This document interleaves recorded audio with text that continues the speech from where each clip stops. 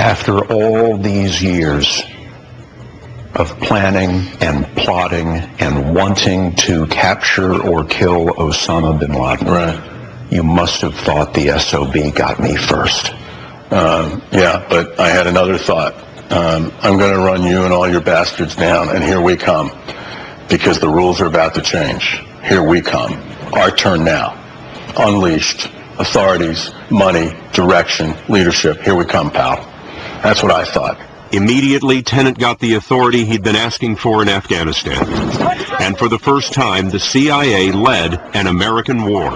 Tennant calls it the agency's finest hour, except perhaps for just one thing. Was Osama bin Laden at Tora Bora? We believe that he was. And the question is, how did he get away? If this plan of yours is so great, and Afghanistan went so well, how does Osama bin Laden get away when we've got him cornered at Tora Bora? Well, have you ever seen the geography in Tora Bora? I have. You don't have anybody cornered in Tora Bora. Tennant says our forces were too light to stop bin Laden's escape. We played with what we had, because you didn't have a big force presence on the ground. We caught a lot of people. We didn't catch the one we wanted. But they did catch others, including Khalid Sheikh Mohammed, the man who planned 9/11. He was captured in Pakistan. When Khalid Sheikh Mohammed ended up in the hands of CIA interrogators, what did he say? I'll talk to you guys when you take me to New York and I can see my lawyer. But the CIA had something else in mind. Khalid Sheikh Mohammed and others were swept up in the high-value detainee program. Secret prisons like this were set up, and several suspects were questioned under new so-called enhanced interrogation techniques, said to include sleep deprivation, extreme cold, and waterboarding, which causes a severe gag reflex as water is continuously poured over the face. You know, the image that's been portrayed is we sat around the campfire and said, oh boy, now we go get to torture people. Well, we don't torture people.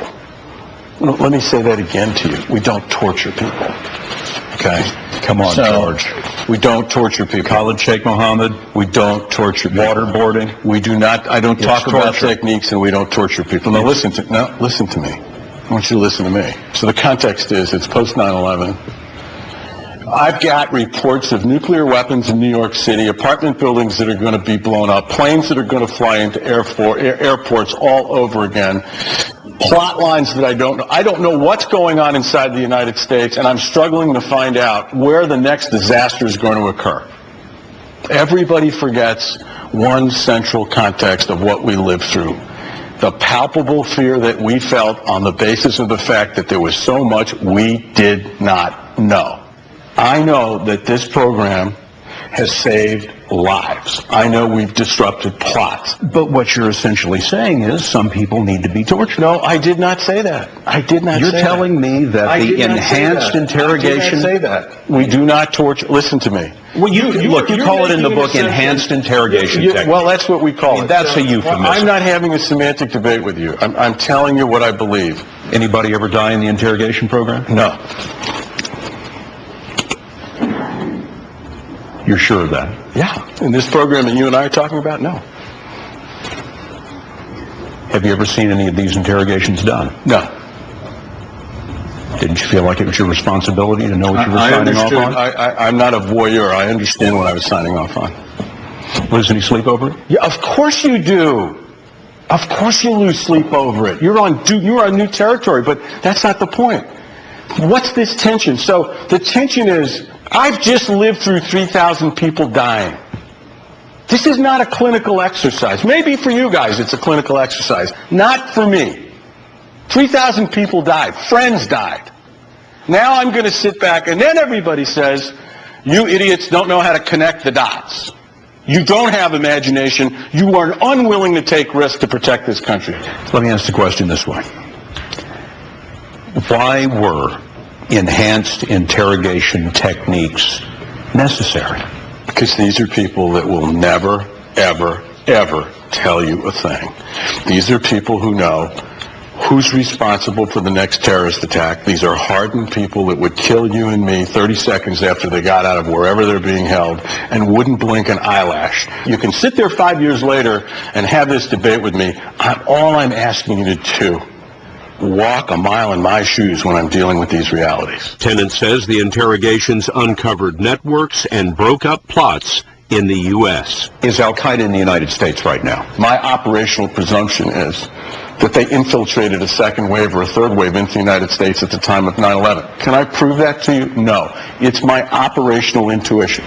He told us in 2003, terrorists were in the U.S. prepared to attack the New York City subways when bin Laden's number 2 called them back. By 2003, the intelligence tells you that Zawahiri has called off an attack against the New York City subway system in favor of something larger. What is that larger thing? One clue, Tennant says, is that bin Laden has been trying to get his hands on nuclear material since 1993. Are these people going to have a nuclear capability? This confers superpower status on a networked organization that is not a state. Is it going to happen? Look, I don't know, but I worry about it because I've seen enough to tell me that there's intent. And when there's intent, the question is, when does the capability show up? If Al-Qaeda were to acquire nuclear capability, the thousands of weapons we have would be irrelevant. In the midst of the Al-Qaeda threat, Tennant says he was astonished and mystified when the White House turned its aim to Iraq. When we come back, some of what we've always wanted to know about how this war got started.